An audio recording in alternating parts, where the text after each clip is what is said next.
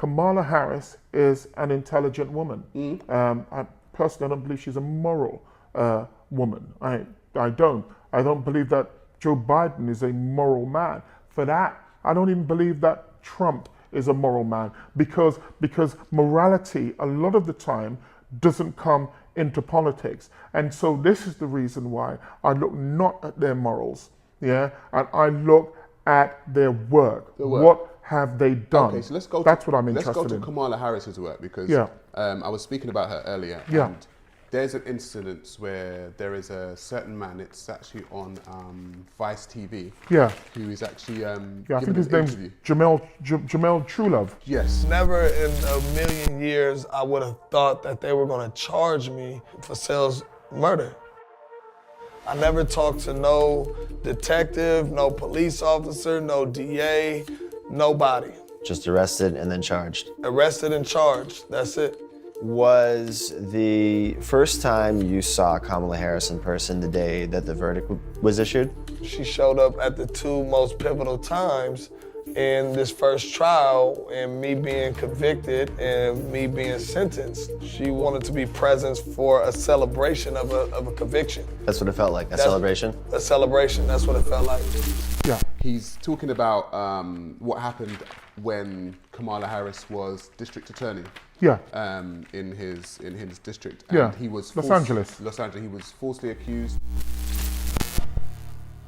Jamal, I'm going to read you a quote real quick. The job of a progressive prosecutor is to look out for those overlooked, to speak up for those whose voices aren't being heard, to see and address the causes of crime, not just their consequences, and to shine a light on the inequality and unfairness that lead to injustice. It is to recognize that not everyone needs punishment, that what many need, quite obviously, is help. Kamala Harris wrote that in her book, The Truth We Hold. Does that sound consistent with with the brand of justice that you saw administered by offices that she was running? It definitely sounds like Kamala Harris right now as a senator. But at the time of her being the head district attorney of San Francisco, that is almost polar opposite of what I felt and what our community felt in San Francisco. And her office treated this black man so badly that it made me actually wonder if she had some kind of vendetta. This is what I was wondering, against black men. I know Kamala Harris's dad has not spoken very well of her. No. He's a black man himself. He has not spoken very well of her. Well, let's say this is, her father is an incredibly well-educated man. He's a professor. Yeah, he's a professor. He's a Jamaican. Also, he split with Kamala's mother when she was 7 years old, and clearly that must have had some type of effect on her. You know, and as I said, I'm not a medical professional. I can only tell you what I see and what I've read. But the man in question was a man called Jamal Trulove. Jamal Trulove spent nearly 6.5 years in prison for a crime clearly he was innocent of. It was very unusual for a state prosecutor to take such an interest in a case. She actually attended court.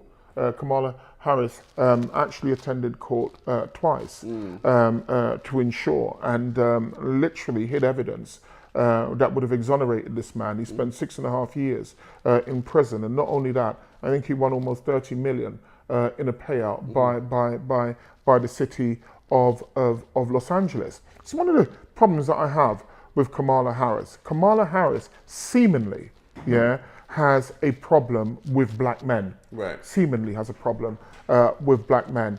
And it seems that her time as Attorney General, as a state attorney in Los Angeles, is littered with cases against black men. For example, we'll remember a time where she was responsible for incarcerating over 1,500 black men for marijuana offences. However, when she was asked had she ever smoked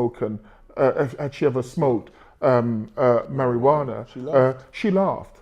Yeah, she laughed. Apparently, she said in 1986, she stated that she was in university or college or whatever, and she was listening to Snoop Dogg, Snoop Dogg, and Tupac, which is really strange because they weren't. Well, Snoop Dogg's seminal album didn't come out until 92, 93. Yeah. He wasn't on the radar, yeah. And I remember Tupac at the time. I think he may well have been around about 90. He was with Digital Underground, you know. So clearly.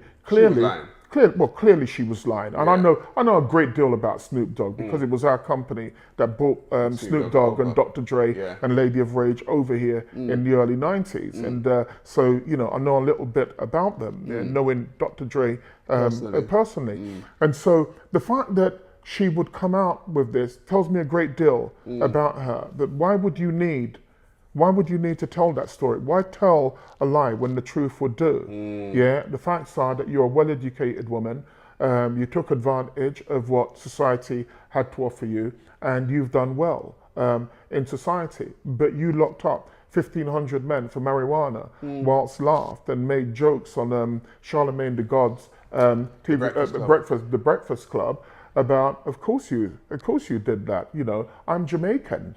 You understand? This is a woman who has never claimed Jamaican heritage in her life because she despises that side of herself, and she's always extolled the Indian side of herself. No, there's nothing wrong. You choose what you wish to be. I mean, she wants to choose to be a man today, she could, and we're supposed to address her by those pronouns. So if she wants to address herself as an Indian, she can. That's her choice.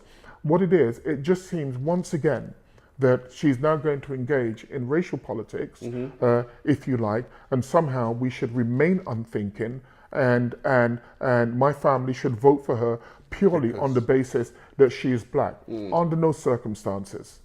All right.